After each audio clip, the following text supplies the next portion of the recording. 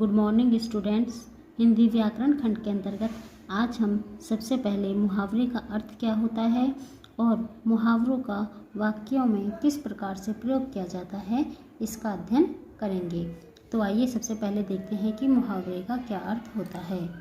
देखिए, मुहावरे का अर्थ होता है कि मुहावरा उस वाक्यांश को कहते हैं जो अपने साधारण अर्थ की अपेक्षा किसी विशेष अर्थ को प्रकट करता है। वाक्यांश का अर्थ होता है वाक्य का अंश, अर्थात किसी वाक्य में कुछ ऐसे वाक्यांश या कुछ शब्दों का इस तरह से प्रयोग किया जाता है कि उस वाक्यांश का जो हमें उसमें प्रयोग किया गया है जो दिखाई देता है वही अर्थ नहीं निकलता है, बल्कि उसकी अपेक्षा वह किसी विशेष ही अर्थ को प्रकट करता है। अब यहाँ पे हम कुछ मुहावरे, उनके अर्थ और उनके आधार पर वाक्य निर्माण को देखेंगे। देखिए, सबसे पहले जैसे अक्ल संबंधी मुहावरे, यहाँ पर कुछ अक्ल संबंधी मुहावरे हैं, उनमें से हम कुछ का अध्ययन करेंगे। जैसे ये है अक्ल पर पत्थर पड़ना। तो इसका अर्थ होता है, इसका अर्थ ये नहीं कि अक्ल के ऊपर पत्थर पड़े हुए हैं। इसका अर्थ होता है कि बुद्धि भ्रष्ट होना। अब इसका हम वाक्य में प्रयोग किस प्रकार करते हैं। राजेश की अक्ल पर पत्थर पड़ गया था जो उसने पढ़ाई बीच में ही छोड़ दी, अर्थात उसकी बुद्धि भ्रष्ट हो गई थी जो उसने अपनी पढ़ाई बीच में ही छोड़ दी। दूसरा है अक्ल का दुश्मन। इसका अर्थ होता है कि मूर्ख।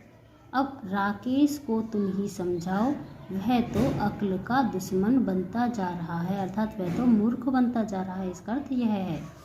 अब है आँख संबंधी मुहावरे। अब आप यहाँ पे देखो, यहाँ पे आप किसी का भी नाम प्रयोग कर सकते हैं, जरूर नहीं है कि आप इन्हीं नामों का प्रयोग करें। आँख संबंधी मुहावरा। आँख का तारा, अर्थ अत्यंत प्यारा। मेरा पुत्र मेरी आँखों का तारा है। इस वाक्य का निर्माण आप अपने अनुसार कैसे भी कर सकते हैं। जैसे राम तो अपने पिताजी की आँखों का तारा है। आँख में धूल झोंकना।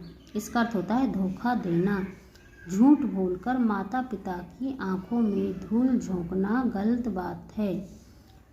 नंबर 9, आँख दिखाना। अर्थ होता है धमकाना। मेहमानों के सामने आयुष के चिल्लाने पर माँ ने उसे आँख दिखाई। अब कान संबंधी कुछ मुहावरे देखेंगे। कानों कान खबर न होना, अर्थात गुप्त रहना या जो किसी को पता ना चले, गुप्त रहे जो बात। मुख्यमंत्री शहर में आए किंतु किसी को कानों कान खबर भी न हुई, अर्थात यह बात गुप्त रही। कान पर जू न रेंगना, कोई असर न होना। माँ बाप के समझाने पर भी